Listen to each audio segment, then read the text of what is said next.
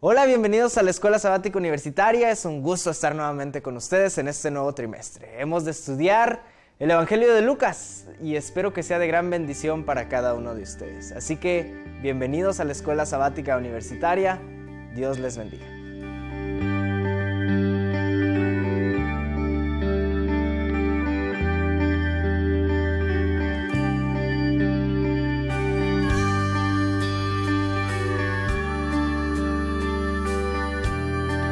Hola, bienvenidos a la Escuela Sabática Universitaria. Es un gusto estar nuevamente con ustedes. Después de este periodo y este trance de cambio de lección, pasamos de Proverbios a Lucas y es momento de estudiar nuestra lección. Así que para eso hemos invitado a grandes personalidades. Bienvenidos a la Escuela Sabática Universitaria. Nos da gusto que estén con nosotros. Gracias. Vamos a estudiar la lección y para eso pues voy a pedirles que se presenten para entrar un poquito en confianza, que la gente los conozca. Y bueno, empezamos con las señoritas. Bueno, mi nombre es Esther Mazariego Pedraza, vengo de Villahermosa, Tabasco y estudio educación preescolar. Muy bien, Tabasco, no conozco, pero suena caliente. ¿De este lado? Hola, mi nombre es Marilo Olvera, vengo de la ciudad de Puebla y estoy estudiando la licenciatura en educación primaria. Bueno, Puebla sí conozco y es fresco. Un contraste. Un contraste entre varios. Muy bien. Mucho gusto, mi nombre es Felipe Salazar. Y soy de Monterrey, Nuevo León. Ah, regio, un regio. Ya me siento así como en casa, ¿no? Así es. Muy bien, entonces tenemos representación de todo nuestro país, de algunas partes, ¿no? Y bueno, es momento de estudiar nuestra lección desde el norte hasta el centro y hasta el sur del país. Muy bien, y vamos a iniciar estudiando y para hacerlo, ¿qué les parece si oramos para iniciar con este estudio? Esther, ¿será que puedas dirigirnos? Claro que sí, vamos a orar. Padre nuestro que estás en el cielo, te damos muchas gracias por este día que nos permites estar con bien. Gracias porque hasta este momento nos has bendecido y de manera especial te queremos pedir tu guía y dirección en el estudio de esta palabra. Que todo salga de acuerdo a tu voluntad. En el nombre de Cristo Jesús. Amén. Amén. Bien, una lección muy interesante y ¿qué les parece si la iniciamos leyendo la palabra de Dios? Mari, ¿será que puedas dirigirnos con el versículo que se encuentra en Lucas capítulo 1, versículo 37? Los invitamos a todos en sus casas a que abran sus Biblias y todos podamos seguir con este estudio. Muy bien. Lucas, capítulo 1, versículo 37. Ok. Dice, porque ninguna cosa es imposible para Dios. Lucas 1:37. Muy bien. Ninguna cosa es imposible para Dios. Una declaración poderosa que no nos deja sin dudas a nadie. Nada hay imposible para Dios. Y dentro de este nada imposible, nosotros descubrimos que Dios, para cumplir el plan, para poder rescatarnos, tuvo que enviar a alguien para que pudiera salvarnos. Y ese alguien fue nada más y nada menos que su Hijo Jesús. Entonces, bueno, ¿cuál es lo imposible o cuál es el misterio detrás de todo esto? Pues yo creo que lo imposible a lo que se está refiriendo, lo que pudiéramos mencionar así como imposible es que haya nacido un niño de una virgen, ¿no? Sin haber así sido tocada por algún hombre.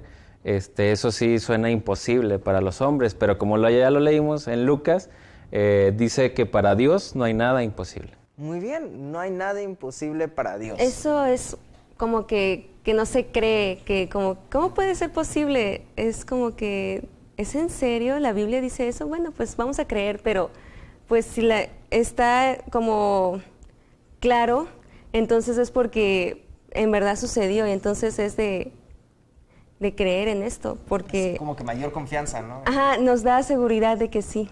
Muy bien. Fíjense que el libro de Lucas es un libro particular porque, para empezar, el autor no es judío. El autor es un gentil, como se le conoce a las personas que no son judías. Pero lo maravilloso de este libro es que el autor, aparte de ser un médico, es un historiador. Y nosotros podemos encontrarlo en el libro de Hechos, capítulo 1. Voy a invitarles a que abran sus Biblias. Hechos, capítulo 1, que también fue escrito por Lucas. Lucas le habla a un hombre llamado Teófilo. Y le dice, en el primer tratado, oh Teófilo, hablé acerca de todas las cosas que Jesús comenzó a hacer y a enseñar, hasta el día en que fue recibido arriba después de haber dado mandamiento por el Espíritu Santo a los apóstoles que había escogido. Le dice, o sea, ya te escribí un libro en el cual mostré todas las cosas que Jesús hizo, desde su nacimiento hasta que Jesús ascendió al cielo. Y ese libro, bueno, fue Lucas. Cuando nosotros llegamos a Lucas, capítulo 1, versículo 1, nos damos cuenta que este es un libro que también va dirigido hacia Teófilo. Y le dice, pues, Lucas capítulo 1, versículo 1, puesto que ya muchos han tratado de poner en orden la historia de las cosas que entre nosotros han sido ciertísimas, tal como nos lo enseñaron los que desde el principio lo vieron con sus ojos y fueron ministros de la palabra. Me ha parecido también a mí, después de haber investigado con diligencia todas las cosas desde su origen, escribírtelas por orden, oh exceltísimo Teófilo, para que conozcas bien la verdad de las cosas en las cuales has sido instruido. Y si nosotros leemos el libro de Lucas, resulta que Lucas pone a Jesús dentro de un margen de historia que no es desconocido para nosotros. Porque no sé si les ha pasado, ¿no? Pero a veces leemos la Biblia y es como que, no, fíjate, esta historia suena muy padre, se la inventaron bien chido. Y la sentimos tan lejos de nosotros, pero ¿de qué manera ayuda la historia entonces a la Biblia? ¿Por qué es tan importante?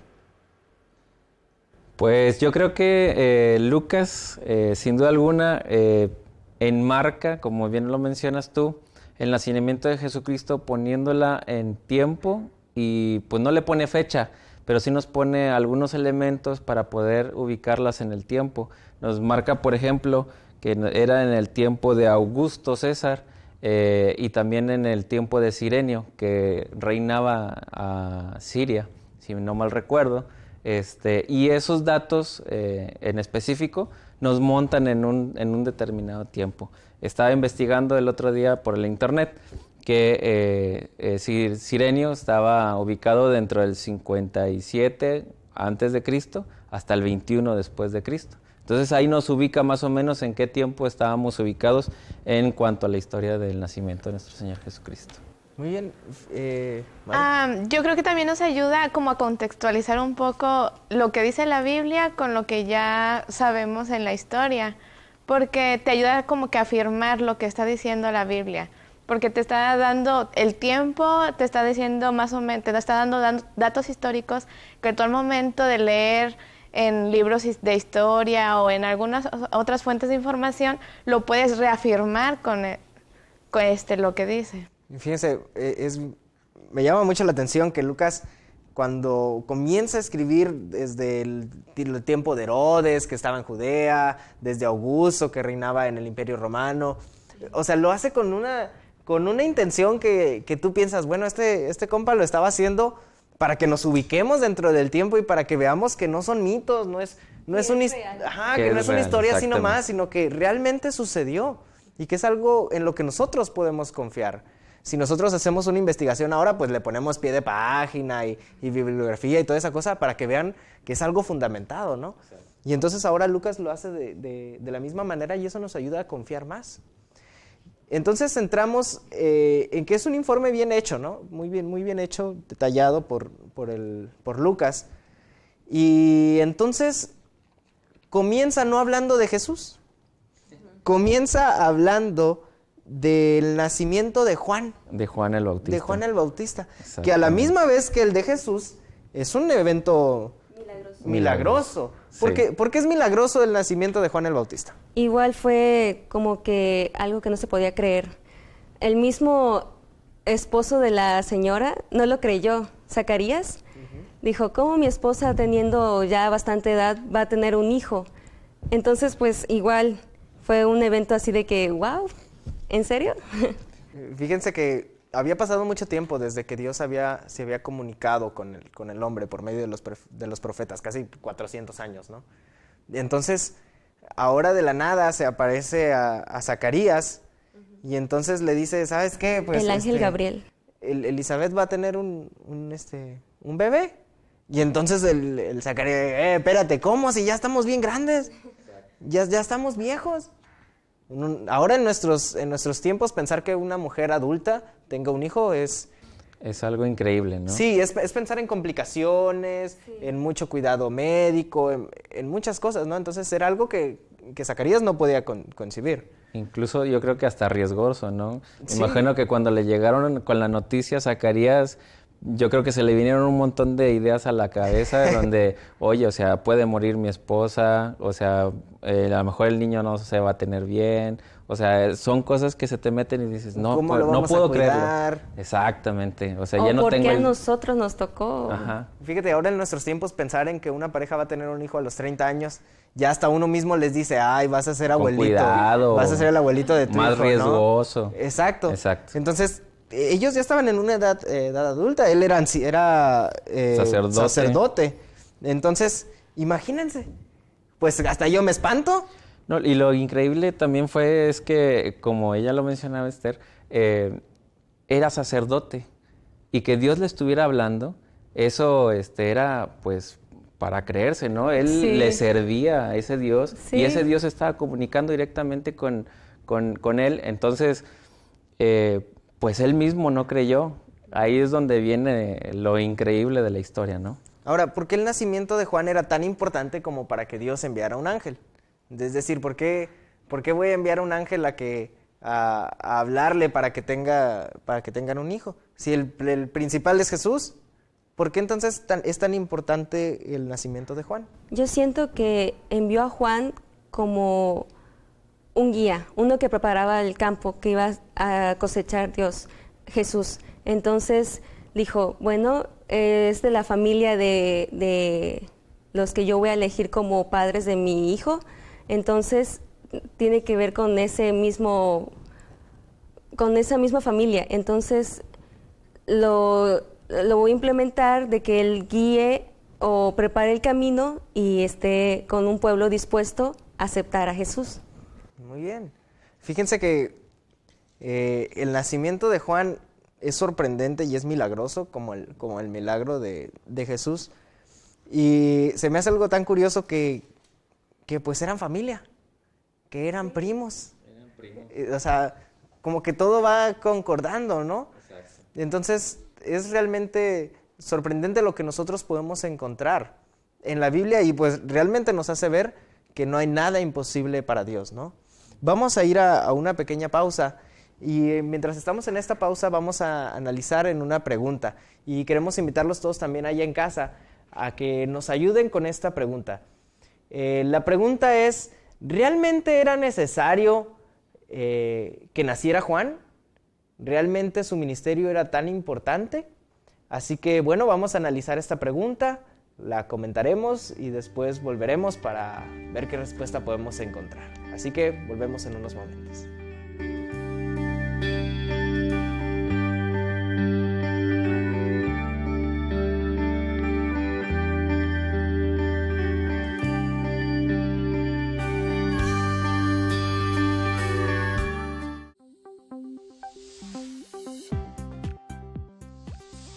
La familia es el núcleo de toda sociedad, por lo tanto es importante para el crecimiento de buenos seres humanos. Si tú estás de acuerdo conmigo, te invito a que me acompañes a estar más en familia, un programa que te mostrará ejemplos prácticos positivos de la vida familiar.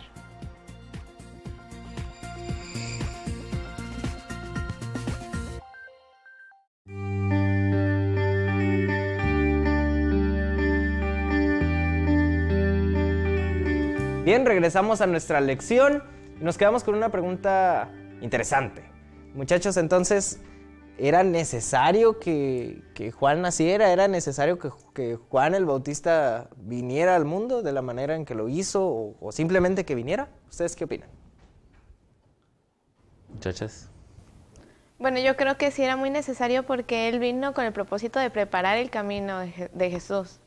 E incluso, pues a sus padres se les dio la información, ¿no?, que él iba a preparar el camino del Mesías, y eso fue lo que él vino a hacer. Él vino a preparar en todo momento todo el trabajo que él hizo fue dedicado a hablarle a la gente de Jesús, aún la gente no haya conocido. Aunque no lo conocieran. Aunque no lo todavía. conociera, él siempre habló de Jesús y le preparó el camino para que la gente lo recibiera.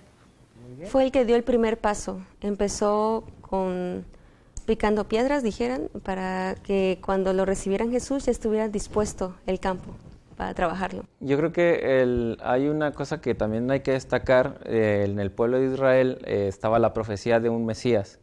Entonces, la profecía del Mesías les hacía ruido a todos los israelitas.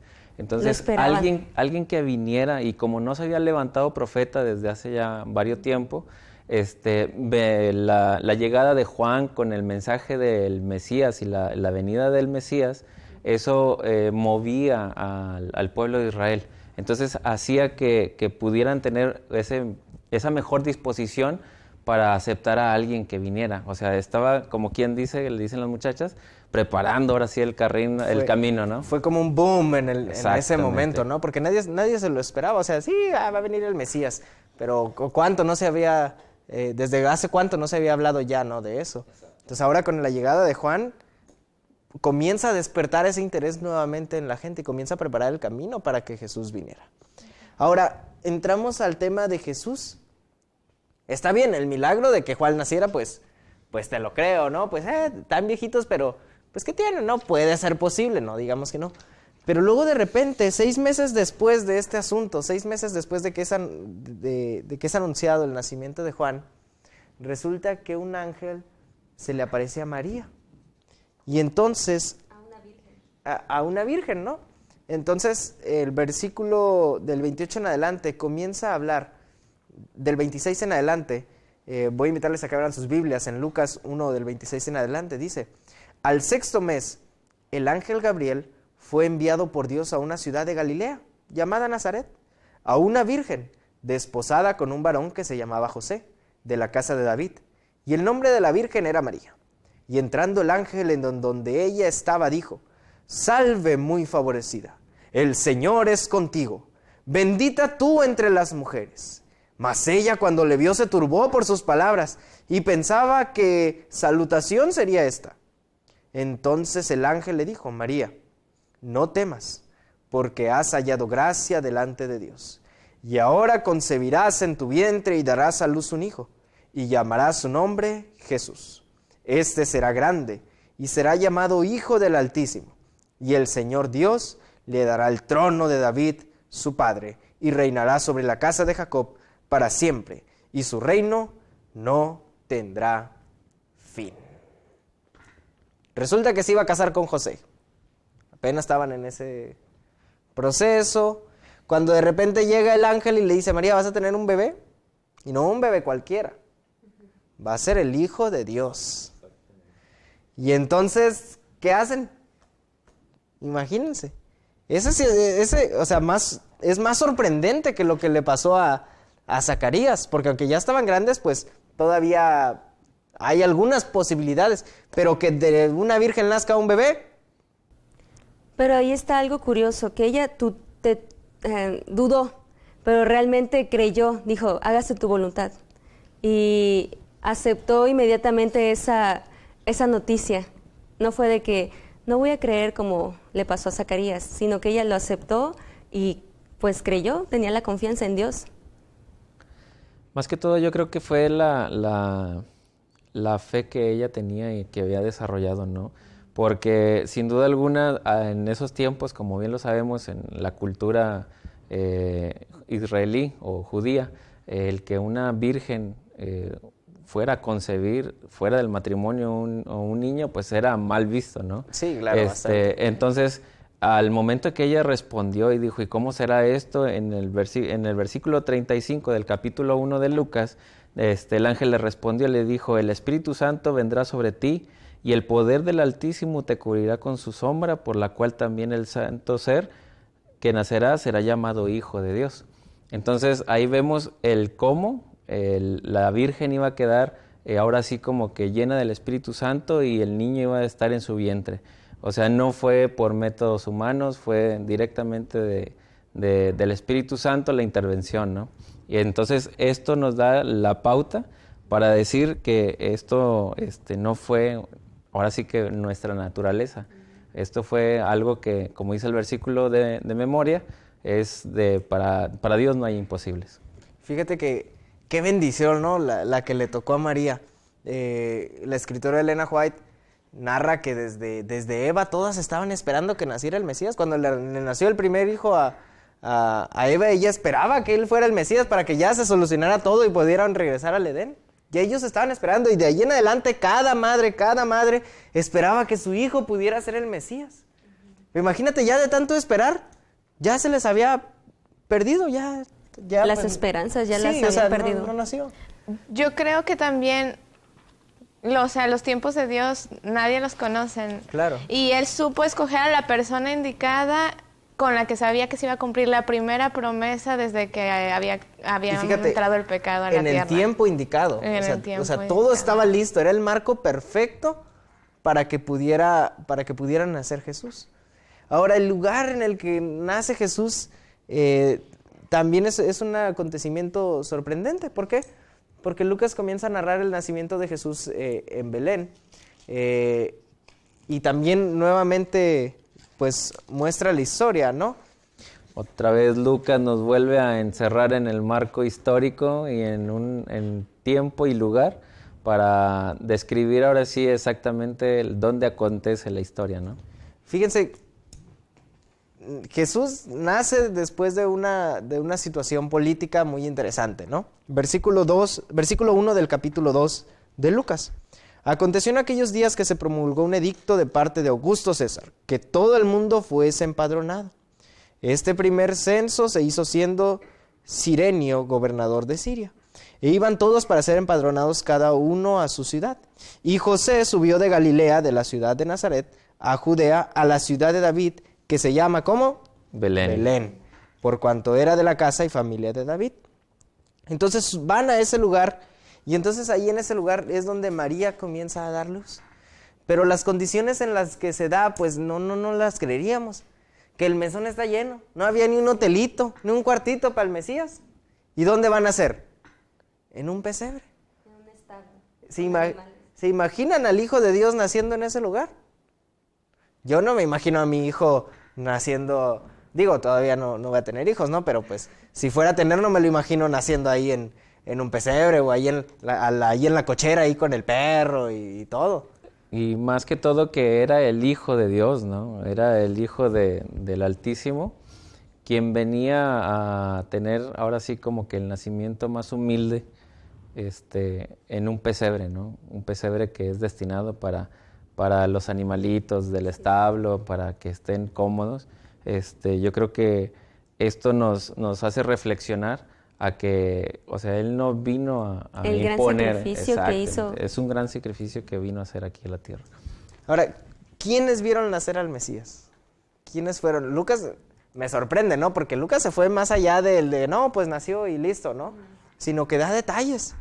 Las personas que vieron nacer al Mesías, los privilegiados en el asunto, ¿quiénes fueron? Sí, esto también me parece muy bonito porque no llamó a príncipes ni a grandes personajes de ese tiempo, sino que las personas más sencillas, los que estaban realmente esperando al Mesías, eran los pastores. Le recibieron el mensaje por ángeles y entonces vinieron inmediatamente a ver a Jesús. Ahora vemos otra vez Lucas y nos encierra con otros detalles que nos mueven hacia ver el lado de la historia. Sin duda alguna no nos dan fecha exacta, pero sí nos dicen más o menos en el tiempo. Nos dice que los pastores estaban cuidando sus rebaños en la noche, ¿no? Entonces, para esas épocas, leyendo un poco más de historia, en esas regiones no pudo haber sido ni en invierno, ni pudo haber sido ni en otoño, puesto que estas praderas de Belén no son buenas para tener a los rebaños. Entonces, por ahí de primavera debió de haber sido el nacimiento de Jesús. Entonces, esos pequeños detalles que nos da el historiador y narrador y médico Lucas son los que nos dan las pautas para seguir históricamente en la línea del tiempo. E incluso un punto importante en esta sección de la lección es que nos da la idea general es que Dios no solamente se fijó en personas tanto gentiles, sino también se fijó en personas de importancia como lo fueron los Reyes Magos, o sea, los magos que llegaron a visitarlo, porque hubo tanto pastores que eran de las personas más humildes en esa época, como los magos que llegaron a traerle regalos muy caros. Entonces eso nos da una lección de que el mensaje del Evangelio no solamente es para los gentiles, sino también es para las personas que también tienen rangos muy importantes, como lo eran los magos de Oriente. Y fíjense, cerrando con nuestra lección, más adelante, a los 8 días, van a circuncidar al niño, y entonces se encuentran con Simeón, que también había estado esperando la venida del Mesías, ¿no? Entonces, nuevamente nos comienza a dar datos, ¿no? Y entonces dice, cumplidos los 8 días, versículo 21 del capítulo 2 de Lucas, cumplidos los 8 días para circuncidar al niño, le pusieron por nombre Jesús, el cual le había sido puesto por el ángel antes que fuese concebido. O sea, la salvación es algo a lo que nosotros tenemos acceso, no podemos hacer nada para ganarla, ¿no? Cristo nos la regala a cada uno de nosotros. Tú no puedes por méritos, por nada ganarla. Es algo que se te otorga. Y en esta ocasión se les presenta a ellos la oportunidad de ver al Mesías. Fíjense, yo creo que esta lección nos ayuda a cada uno de nosotros a que podamos sentirnos identificados con esta lección, a que podamos sentirnos cercanos a esa salvación. ¿Por qué? Porque al comprender cómo vino Jesús, al comprender todo lo que tuvo que pasar, pues yo me siento seguro de decir, pues no nada más es un tal Jesús del que hablan en tal lugar, ¿no? Y que cuando voy a la iglesia ahí me hablan de Jesús y ya, ¿no? No, sino que te ayuda a identificarte, que tú te des cuenta y que veas la divinidad y la humanidad de Jesús, que te sientas identificado con esta persona. Yo creo que esta lección va a ser de gran importancia para cada uno de nosotros y que estas lecciones, así como para nosotros, también van a ser importantes y de gran bendición para cada uno de ustedes. Muchas gracias por acompañarnos en este estudio. No sé si alguien quiera concluir con algo más. Bueno, yo nada más quisiera agregar que pues esta lección, si más bien vamos a estar hablando de Lucas, yo creo que le podemos sacar un poquito más de jugo. Y sin duda alguna lo que me llevo de esta lección es que Jesús es real. Jesús es alguien que estuvo aquí con nosotros en la tierra, que nació, que creció, que dejó sin duda alguna su huella y que a través de la Biblia, a través de estos libros que hemos estado estudiando en nuestras lecciones, podemos darnos cuenta de su mensaje y de su venida a la tierra. Muchas gracias. Bueno, gracias por acompañarnos y no olviden visitar escuelasabaticauniversitaria.org. Dios les bendiga.